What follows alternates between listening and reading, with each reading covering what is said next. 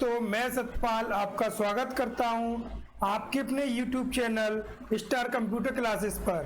दोस्तों, ये एक ऐसा प्लेटफॉर्म है जहां पर आपको मिलती है सभी प्रकार के कॉम्पिटिटिव एग्जाम से संबंधित कंप्यूटर जीके, चाहे फिर आप किसी की भी तैयारी कर रहे हो, चाहे वो CBCT हो, चाहे MP ASI हो, चाहे MP हाई कोर्ट हो, बैंक हो, रेलवे हो, किसी भी प्रकार का एग्जाम हो, अगर उसमें कंप्यूटर आता है तो आपको ये बेहतरीन प्लेटफॉर्म मिलेगा जहां से आप कंप्यूटर की तैयारी कर सकते हैं। दोस्तों, आज मैं आपके लिए लेके आया हूं कंप्यूटर की फुल फॉर्म का पार्ट 3, पार्ट फर्स्ट और सेकंड हम पिछले वीडियो में कर चुके हैं। अगर वो वीडियो आपने अभी तक नहीं देखा है तो प्लीज उन वीडियो को आप देख लीजिए, क्योंकि उसमें बहुत ही ज्यादा मोस्ट इंपोर्टेंट फुल फॉर्म है जो अक्सर कंप्यूटर से संबंधित एग्जामों में आती रहती है। तो चलिए दोस्तों, हम स्टार्ट करते हैं फुल फॉर्म का पार्ट 3। और वीडियो स्टार्ट करने से पहले अगर आपने हमारा चैनल अभी तक सब्सक्राइब नहीं किया है तो प्लीज़ मैं आपसे रिक्वेस्ट करता हूं हमारे चैनल को सब्सक्राइब करें, और सब्सक्राइब के बगल से एक बेल आइकन का बटन होगा उसे भी प्रेस कर लें, क्योंकि जब भी मेरा नया कोई वीडियो आता है तो आपको नोटिफिकेशन मिलता रहता है, जिससे भी उस आप वीडियो को मिस नहीं कर पाएंगे। और दोस्तों, वीडियो को लाइक भी कर लें और अपने दोस्तों को शेयर भी कर लें। इससे क्या होगा, आपके अन्य साथियों को भी कंप्यूटर से संबंधित परीक्षाओं की तैयारी करने का मौका मिलेगा। तो चलिए दोस्तों, स्टार्ट करते हैं हम। और हमारे सामने पहली फुल फॉर्म है DAC। DAC की फुल फॉर्म हमें बतानी है, और इसकी फुल फॉर्म होती है डिजिटल टू एनालॉग कन्वर्टर। दोस्तों, ये कन्वर्टर होता है जो हमारे हमारे डिजिटल सिग्नल होते हैं उनको एनालॉग सिग्नल में कन्वर्ट करने का काम करता है। अर्थात हमारे जो कंप्यूटर में जो सिग्नल होते हैं वो कौन से होते हैं, डिजिटल होते हैं, और एनालॉग कौन से होते हैं, जब कोई सिग्नल बाहर भेजा जाता है, जैसे टेलीफोन लाइन पर ट्रांसमिट हो रहे हैं सिग्नल, तो वो कौन से होंगे, एनालॉग सिग्नल होंगे। तो जब कंप्यूटर से टेलीफोन लाइन पर सिग्नल भेजे जाते हैं तब हमें एक कन्वर्टर की आवश्यकता पड़ती है। उस कन्वर्टर को बोलते हैं DAC, जो क्या काम करता है, हमारे कंप्यूटर के सिग्नल्स अर्थात डिजिटल सिग्नल्स को एनालॉग सिग्नल्स में कन्वर्ट करता है। नेक्स्ट फुल फॉर्म आती है DAP, और DAP की फुल फॉर्म होती है डायरेक्टरी एक्सेस प्रोटोकॉल। दोस्तों, एक प्रोटोकॉल होता है जो किसी डायरेक्टरी को एक्सेस करने की परमिशन देता है। और डायरेक्टरी क्या होती है, तो किसी भी मेन फोल्डर को हम क्या कहते हैं, डायरेक्टरी कहते हैं। और डायरेक्टरी के अंदर डायरेक्टरी क्या बोलेंगे, सब डायरेक्टरी। क्लियर दोस्तों। नेक्स्ट फुल फॉर्म आती है डरपा। ये हमारा अरपा से ही मिलाकर बना है, क्या, डरपा। ये हमारे डिफेंस के लिए यूज किया गया था। अरपा एक नेटवर्क था जो अमेरिका में डिफेंस के लिए यूज किया गया था, इसलिए उसके सामने क्या जोड़ दिया, D, इसलिए क्या बन गया ये, डरपा। चलिए इसकी फुल फॉर्म देखते हैं। Defence advanced research project agency. ये सबसे फर्स्ट नेटवर्क था जिसे हमने नाम दिया था डरपा, और इसको हम डरपा नेट भी कहते हैं। तो अगर नेट लिख के आता है तो लास्ट में क्या जुड़ जाता है, नेटवर्क जुड़ जाएगा, और नेटवर्क से हमारा बन जाएगा डरपा नेटवर्क। क्लियर दोस्तों। दूसरा आता है DB का फुल फॉर्म होता है डाटाबेस। और डाटाबेस क्या होता है, बहुत सारी फाइल व फोल्डरों का कलेक्शन। अर्थात हमारी बहुत सारी यहाँ पर फाइल व फोल्डर व इंफॉर्मेशन एक जगह स्टोर होती है, उसे हम क्या बोलते हैं, डाटाबेस। DBA क्या होती है, DB होता है डाटाबेस एडमिनिस्ट्रेटर। यहाँ से क्वेश्चन दोस्तों कई बार आया है कि DBA क्या है, तो मैं आपको बता दूं कि DBA एक यूजर होता है, अर्थात हम ऑपरेटर होते हैं, हम यूजर होते हैं जो डाटा को मेंटेन करता है, वह क्या कहलाता है, DBA कहलाता है। नेक्स्ट DBMS की फुल फॉर्म होती है database management system.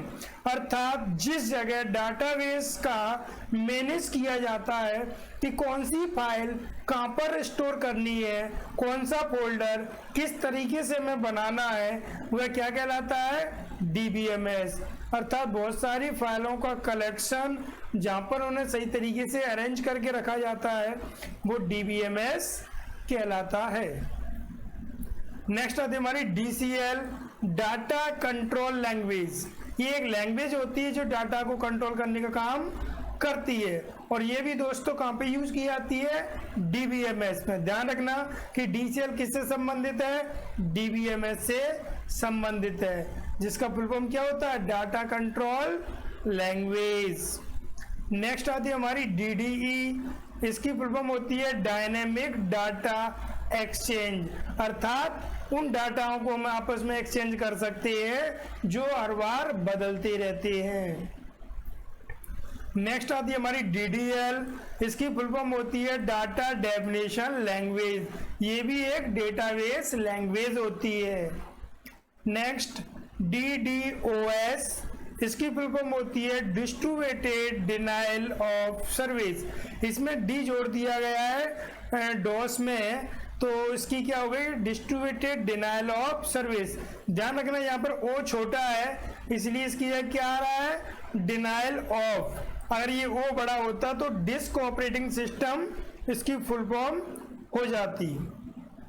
Next DDR आता है हमारा, इसकी फुल फॉर्म होती है डबल डाटा रेट, अर्थात डाटा को डबल रेट में प्रोसेस किया जाता है। एक होता है SDR, वो होता है single data rate.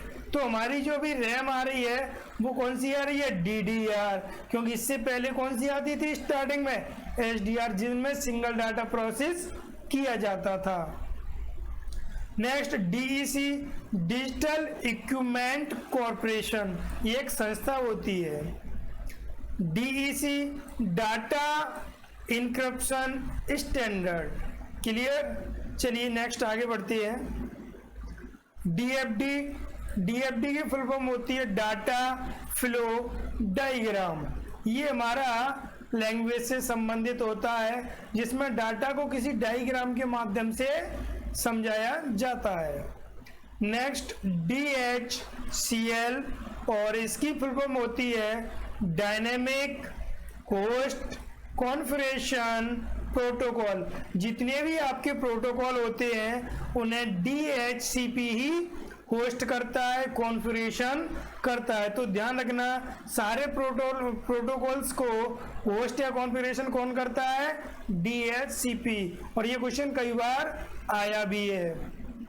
Next full form आती है DHTML, अर्थात DHTML, और इसकी फुल फॉर्म होती है dynamic hyper text markup language.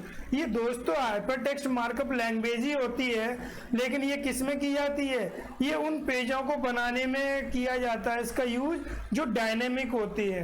अर्थात जब भी हम अपने वेब ब्राउजर पे वेब पेजों को ओपन करते हैं तो आपने देखा होगा कुछ पेज ऑटोमेटिक चेंज होते रहते हैं, तो वो पेज कौन से होते हैं, डायनेमिक वेब पेज होती है। तो वो कौन सी लैंग्वेज में बनाए जाते हैं, DHTML, अर्थात उन वेब पेजों को क्रिएट करना जो हर बार बदलते रहते हैं। नेक्स्ट आता है हमारा DIMM, इसकी फुल फॉर्म होती है ड्यूल इनलाइन मेमोरी मॉड्यूल। इससे पहले इसका स्लॉट आता था SIMM, single inline memory module. जो हमारी रैम थी, जो हमारे कंप्यूटर में रैम के पहले स्लॉट आते थे सिंगल आते थे, अब कैसे आ लेना कि ड्यूल इनलाइन मेमोरी, अर्थात हम एक साथ कंप्यूटर में कितनी रैम लगा सकते हैं, 2 रैम लगा सकते हैं। DL का फुल फॉर्म होता है डाउनलोड। डाउनलोड क्या होता है, किसी दूसरे कंप्यूटर या सर्वर कंप्यूटर से किसी लोकल कंप्यूटर पर फाइलों को सेव करना क्या कहलाता है, डाउनलोड। नेक्स्ट आता है हमारा DDL, और DDL का फुल फॉर्म क्या होता है, dynamic link library. Next DMA, और DMA का फुल फॉर्म होता है डायरेक्टरी मेमोरी एक्सेस। क्या फुल फॉर्म होता है, डायरेक्ट मेमोरी एक्सेस। ये वो मेमोरी होती है जिनमें डाटा को डायरेक्ट रिकॉल किया जाता है, अर्थात हम किसी भी डाटा को डायरेक्ट अगर एक्सेस कर सकते हैं, डायरेक्ट उस पर क्लिक करके उसका एक्सेस प्राप्त कर सकते हैं, वे सभी मेमोरी कौन सी होती है, डायरेक्ट एक्सेस मेमोरी अर्थात डीएमए। और आगे चल के आपको एक मेमोरी और मिलती है इसी में, एसएमए अर्थात सीक्वेंस मेमोरी एक्सेस। ये वो मेमोरी होती हैं जिनमें डाटा को एक सीक्वेंस ऑर्डर में एक्सेस किया जा सकता है। नेक्स्ट आती है हमारी डीएमए, और डीएमए का फुल फॉर्म होता है डीएमएल। डीएमएल भी एक डाटाबेस लैंग्वेज है दोस्तों, ध्यान रखना, क्योंकि ये क्वेश्चन कई बार आ चुका है कि निम्न में से कौन कौन सी डाटाबेस लैंग्वेज होती है। तो इसकी फुल फॉर्म होती है data manipulation language. Next DNS, domain name system. ये किसी भी वेबसाइट का डोमेन नेम डिफाइन करता है। Next DOS, DOS। दोस्तों अब इसमें ध्यान रखना कि जो O है वो स्मॉल है, तो स्मॉल है तो इसकी फुल फॉर्म चेंज हो जाएगी डिनायल ऑफ सर्विस, अभी मैंने आपको बताया था।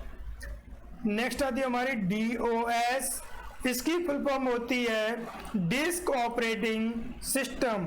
ये हमारा डॉस होता है जो कि एक ऑपरेटिंग सॉफ्टवेयर है और इसका यूज अब ना के बराबर किया जाता है, केवल विंडो वगैरह ऑपरेटिंग सॉफ्टवेयर वगैरह बनाने में किया जाता है, लेकिन हमारे नॉर्मल यूज से अब इसका बहुत ही कम देखने को यूज मिलता है। नेक्स्ट आती है हमारी डीपी डॉट पिच। डीपी जानते हो दोस्तों, जैसे हम व्हाट्सएप पर लगाते हैं, हमने डीपी लगा ली, अर्थात किसी भी इमेज का एक डिजिटल रूप, छोटा सा रूप क्या कहलाता है, डॉट पिच कहलाता है। नेक्स्ट आती है हमारी डीपीआई, डॉट पर इंच। ये क्या होता है, ये 1 इंच में डॉटों की संख्या को मापने की एक इकाई है। डॉट्स क्या होते हैं, पिक्सल होते हैं जो छोटे छोटे चमकीले बिंदुओं से मिलकर बने होते हैं। तो यहाँ पर ये डीपीआई क्या बताता है कि 1 इंच में डॉटों की संख्या कितनी होगी। नेक्स्ट आता हमारा डीरैम, और इसकी फुल फॉर्म होती है डायनेमिक रैंडम एक्सेस मेमोरी। आप जानते हो दोस्तों कि ये एक रैम का टाइप होता है। यहीं पर एक टाइप और आपको देखने को आगे मिलेगा, एस रैम, जिसका फुल फॉर्म क्या हो जाता है रैम के टाइम में, ये डायनेमिक की जगह स्टैटिक, और रैंडम एक्सेस मेमोरी। रैम आपकी 2 प्रकार की थी, डायनेमिक और स्टैटिक, वो हम आगे पढ़ेंगे। नेक्स्ट आती है हमारी DSL, digital subscribe line. Next DTP, desktop publishing. Next DTR, data terminal ready. लेकिन दोस्तों सबसे ज्यादा ये वाली फुल फॉर्म आती है DTR की, डाटा ट्रांसफर रेट। जब भी आप किसी को डाटा ट्रांसफर करते हो CPU से मेन मेमोरी में या मेन मेमोरी से CPU में, तो डाटा की कितनी रेट थी, अर्थात किस स्पीड से डाटा ट्रांसफर हुआ था, उसको मापने की इकाई क्या होती है, DTR।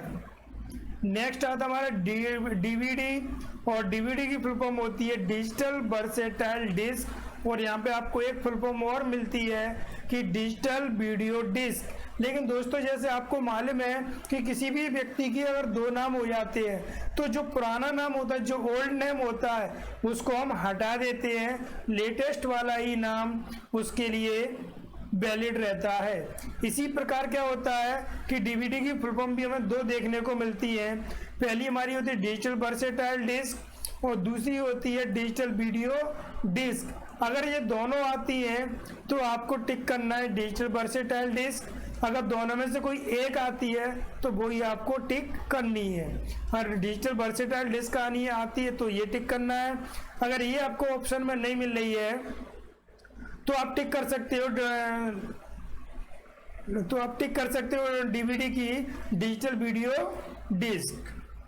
नेक्स्ट आती है हमारी DVD-R, और इसकी फुल फॉर्म होती है, DVD की हमने ऊपर सीख ही ली है, 2 प्रकार की थी, इसके 2 फुल फॉर्म देखने को मिल रहे थे, डिजिटल वर्सेटाइल डिस्क, और R से यहाँ पर रिकॉर्डेबल हो जाएगा।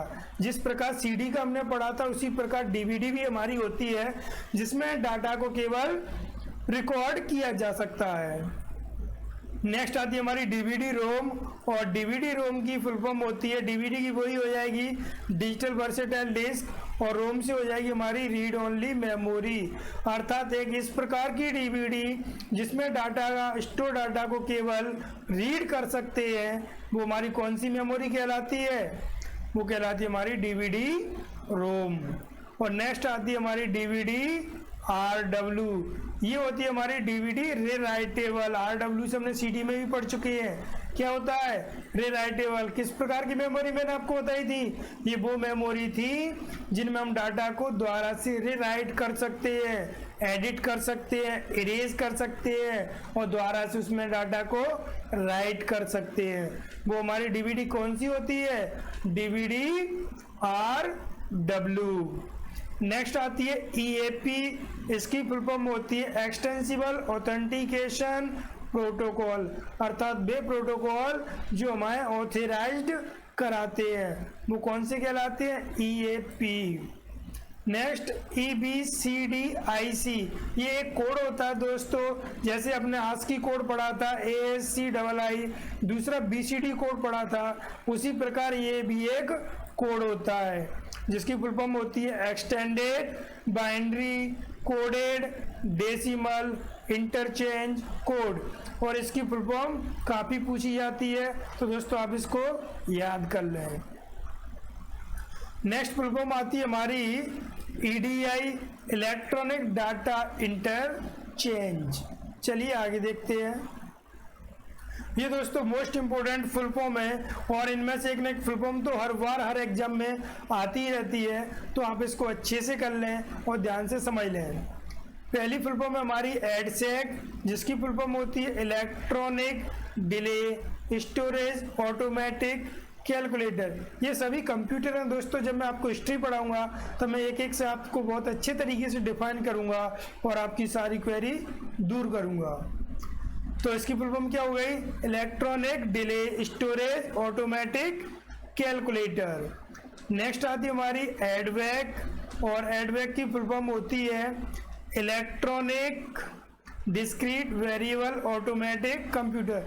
दोस्तों ये देखने में दोनों फुल फॉर्म एक जैसी लग रही हैं, लेकिन इसमें बहुत अंतर है। आप हमेशा कंफ्यूजन होते हैं, लेकिन इसमें कंफ्यूजन नहीं होना है। अगर एड सेक आ रहा है तो डी की जगह क्या हो जाएगा? डिले हो जाएगा, और कंप्यूटर ये क्या हो जाएगा? कैलकुलेटर हो जाएगा।